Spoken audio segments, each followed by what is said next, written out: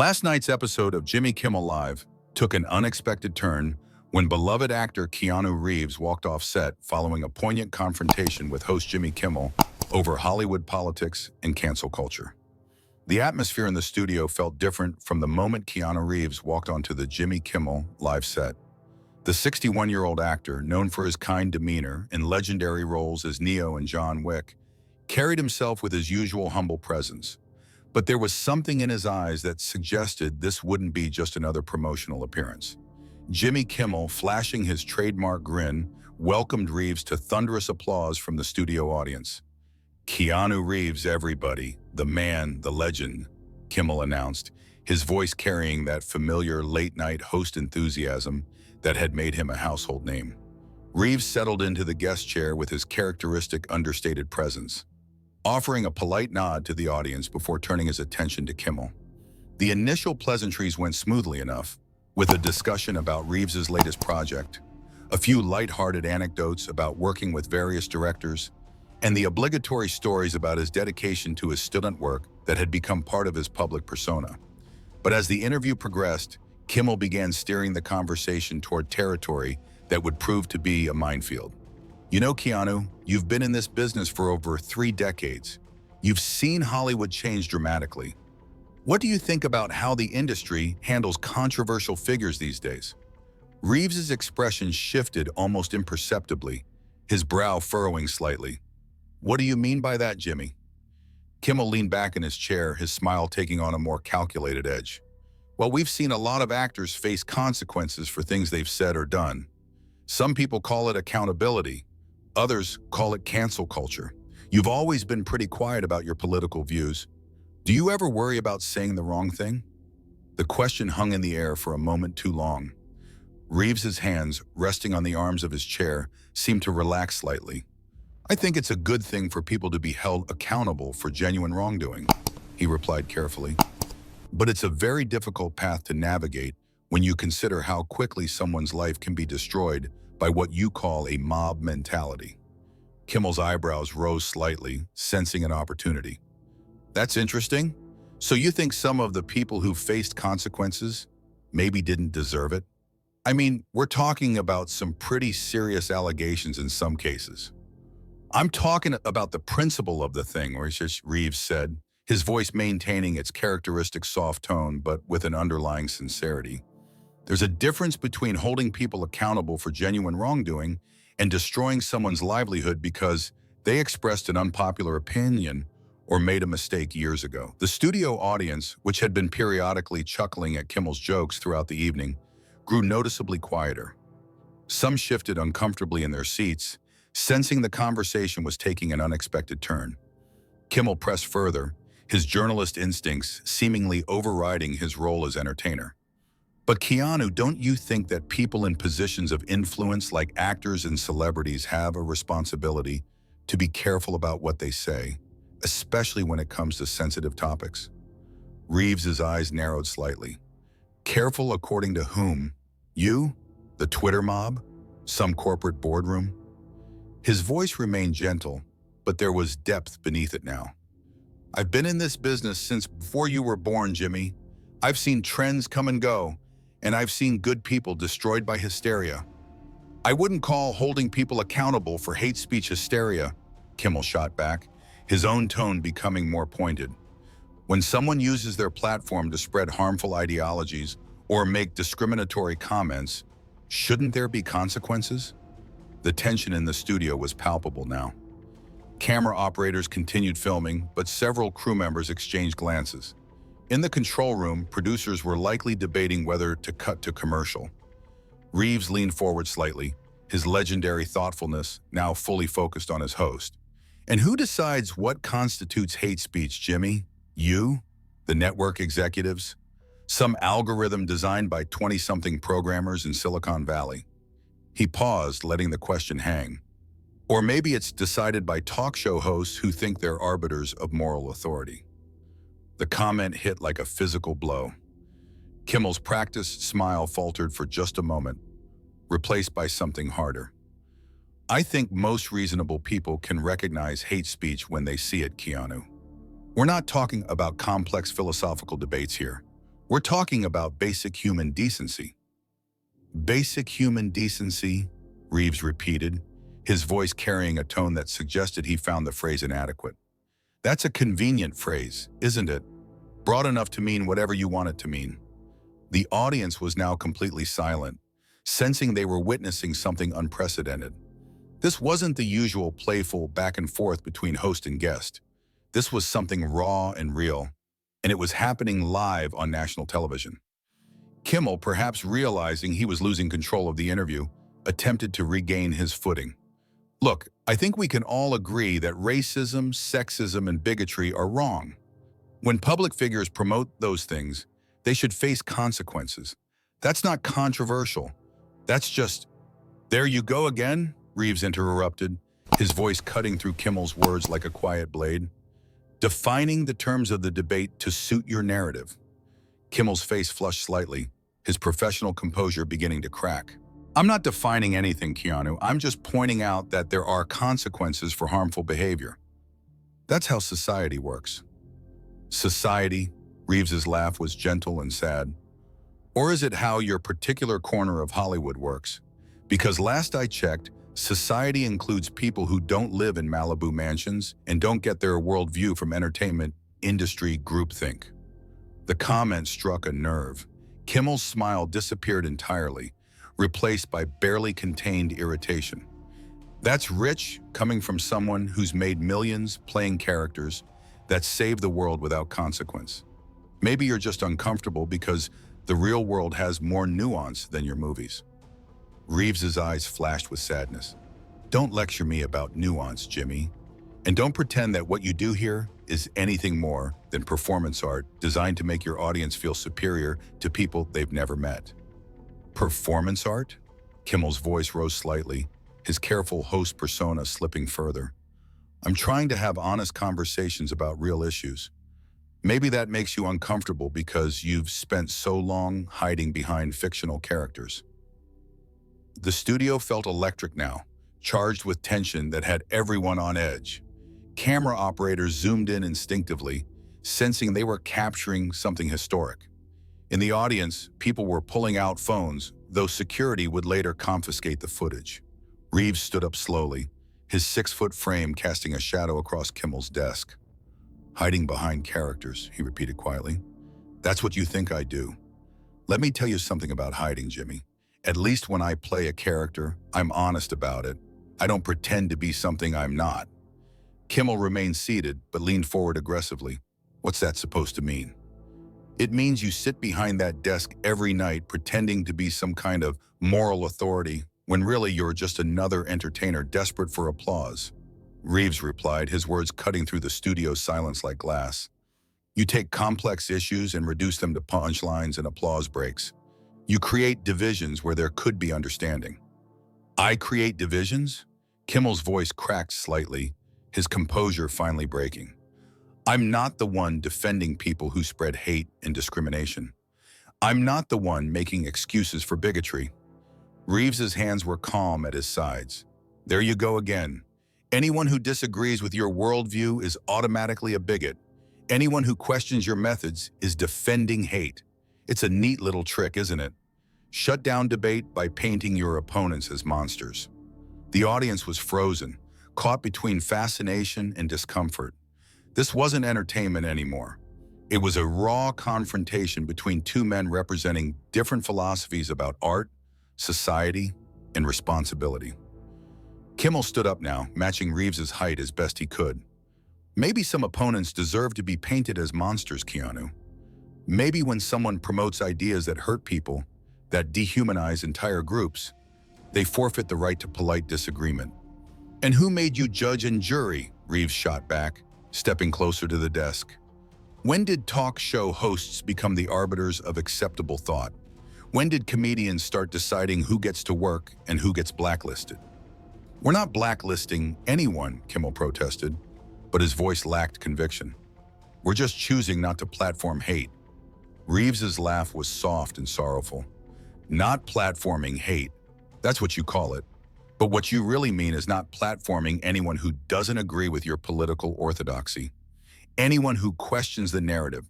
anyone who thinks for themselves. The confrontation had reached a fever pitch. Both men were now standing facing each other across the desk, like adversaries in an old Western showdown.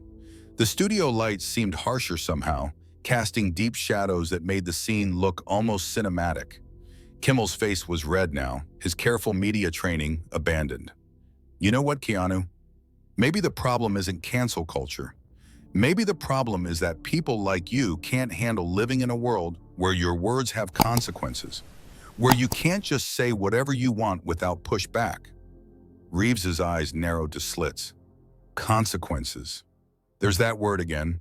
Funny how consequences only seem to flow in one direction, isn't it? Funny how they only apply to people who step out of line from your approved thinking. My approved thinking? Kimmel's voice was almost shrill now. I'm talking about basic human rights, basic decency. If you can't understand that, don't you dare lecture me about human rights, Reeves interrupted, his voice dropping to a dangerous whisper. I've lived through more history than you've read about in your Twitter feed. I've seen real oppression, real injustice, and real consequences for speaking truth to power. What you're doing isn't fighting for human rights. It's performative activism designed to make you feel important. The words hit Kimmel like a physical slap. His face went from red to almost purple, veins visible at his temples. Performative activism. I use my platform to call out hatred and discrimination. I give voice to the voiceless. That's more than hiding behind movie roles and staying silent when it matters. Reeves's composure finally cracked completely. Staying silent? Staying silent? His voice boomed across the studio, causing several audience members to flinch. I've been fighting battles before you even knew what a television camera was. But I fought them in the real world, not in some sanitized studio for applause. The studio was dead silent, except for the hum of equipment and the barely audible whispers of panicked producers in the control booth. Security personnel had moved closer, unsure whether they were witnessing an interview gone wrong or something more serious. Kimmel, perhaps sensing he was losing the narrative battle, played his trump card. Oh, please spare me the war stories, Keanu. You think because you do your own stunts and ride motorcycles that makes you some kind of authority on moral courage? You're just another privileged Hollywood elite who's upset that the world doesn't bow down to you anymore. The accusation hung in the air like poison. Reeves went completely still, his legendary intensity now focused like a laser beam on his host. When he spoke, his voice was quiet but carried the weight of barely contained fury. Privileged Hollywood elite, he repeated slowly as if tasting each word. That's what you think I am. That's how you dismiss anyone who challenges your worldview. Just label them privileged and elite, and suddenly their opinions don't matter. Kimmel sensed weakness and pressed his advantage. If the shoe fits, Keanu, you've made hundreds of millions of dollars pretending to be heroes, while real heroes deal with the consequences of hate speech and discrimination. Maybe it's time you acknowledge your privilege instead of defending the people who spread it. Reeves's hands were trembling now, not with rage, but with a deep personal pain. You want to talk about privilege? Let's talk about the privilege of sitting behind that desk every night, passing judgment on people you have never met, destroying careers with snarky comments and carefully edited segments. Let's talk about the privilege of never having to face real consequences for your actions, because you're on the right side of every issue. I face consequences every day, Kimmel shot back, his voice cracking. I get death threats from your people. I get boycott and harassment campaigns. Don't pretend like speaking out against hate doesn't come with a price. My people. Reeves's voice was incredulous. There it is. There's the real Jimmy Kimmel. Everyone who disagrees with you is part of some monolithic group, some enemy force that you're bravely fighting against. You can't conceive of the possibility that decent people might have different perspectives than you. The confrontation had transcended television now. This was primal. Two alpha personalities locked in intellectual combat with decades of frustration and resentment fueling the fire. Neither man was backing down, and the studio felt like a powder keg ready to explode. Kimmel's voice became shrill and desperate. Different perspectives. Is that what we're calling racism now? Different perspectives? Is that what we're calling sexism and homophobia? just different ways of looking at the world. Reeves stepped around the desk now, closing the distance between them. You keep using those words like talismans, like magic spells that automatically win arguments. But you know what? I'm not afraid of your labels anymore. I'm not afraid of your Twitter mob or your cancel campaigns.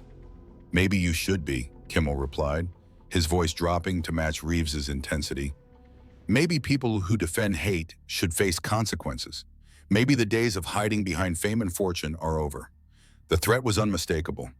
Reeves's eyes blazed with an intensity that had once made him one of cinema's most compelling screen presences. Is that a threat, Jimmy? Are you threatening me on national television? Kimmel realized he'd gone too far, but couldn't back down now. I'm just saying that actions have consequences. Words have consequences. Maybe it's time you learn that. Reeves laughed, but there was no humor in it whatsoever. Consequences from you, a man who's never done anything more dangerous than tell jokes to a studio audience. He paused, his voice dropping to a whisper that somehow carried more menace than shouting. You have no idea what real consequences look like. The studio was holding its collective breath. Cameras continued rolling, but everyone knew they were witnessing something that would either be buried forever or become one of the most infamous moments in television history. Kimmel, perhaps sensing he was completely out of his depth, made one final desperate play. You know what, Keanu? I think our audience deserves to know what kind of person you really are. What kind of values you actually represent. Reeves's smile was cold and predatory. By all means, Jimmy, tell them what kind of person I am.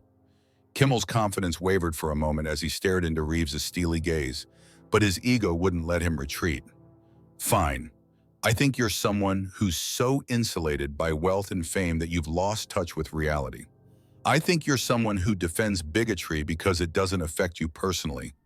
I think you represent everything that's wrong with old Hollywood.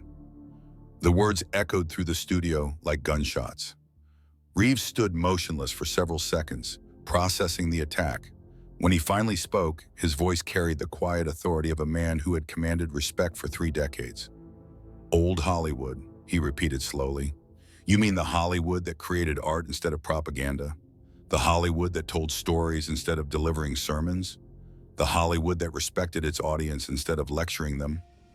Kimmel's mouth opened to respond, but Reeves wasn't finished.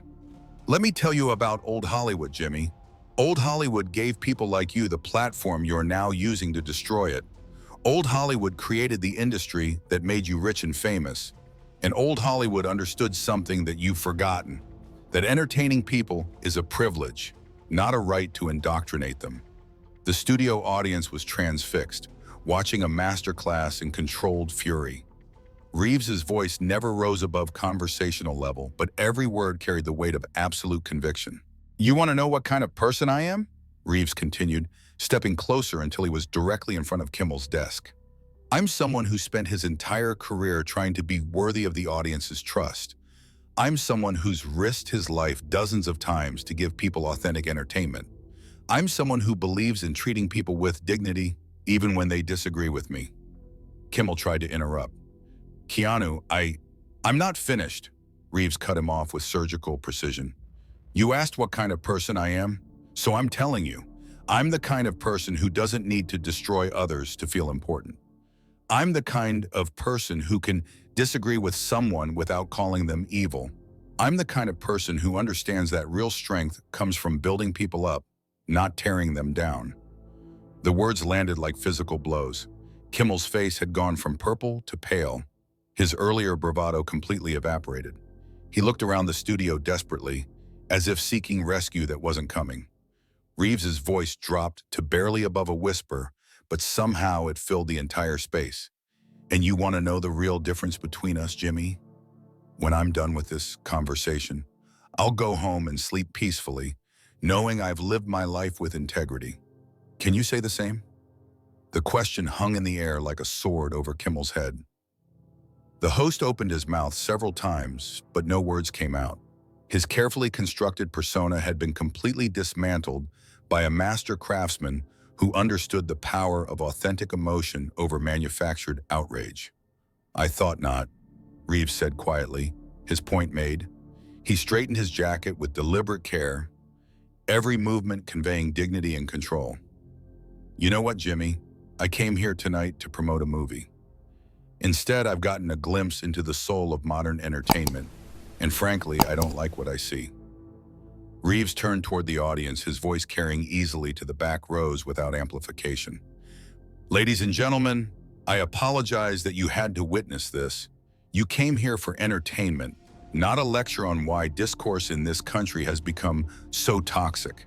The fault for that lies with people who confuse celebrity with wisdom. The audience was completely silent, mesmerized by the raw authenticity of the moment. This wasn't scripted television. This was real human drama unfolding in real time. Reeves turned back to Kimmel one final time. Jimmy, I hope someday you understand the difference between holding people accountable and destroying them. I hope you learn that real courage isn't punching down at people who can't fight back. It's having the strength to admit when you're wrong. With that, Reeves walked toward the exit, his footsteps echoing in the deadly quiet studio. Kimmel finally found his voice, calling out desperately, "Keanu, wait! We can work this out!" Reeves paused at the edge of the stage, turning back with a look of profound disappointment.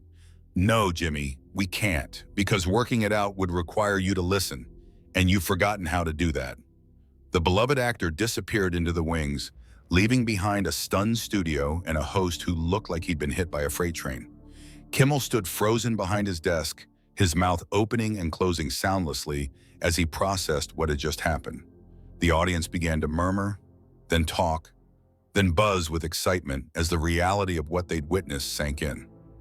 They had just seen one of Hollywood's most respected figures deliver a masterclass in dignity under fire, while simultaneously watching a talk show host's credibility crumble in real time. Security finally moved to restore order, but the damage was done. Within minutes, cell phone footage would leak despite confiscation efforts. Within hours, the confrontation would be trending worldwide. Within days, Kimmel's ratings would plummet as viewers turned away from what many saw as mean-spirited activism disguised as entertainment. The incident became a watershed moment, sparking nationwide conversations about the role of entertainers in political discourse and the difference between accountability and destruction. For Keanu Reeves, it represented a final definitive statement about the values that had guided his remarkable career. For Jimmy Kimmel, it became a harsh lesson in the difference between wielding power and earning respect. As the studio lights dimmed and the audience filed out in animated discussion, one thing was crystal clear. They had just witnessed television history, and not the kind that would be celebrated in Hollywood circles.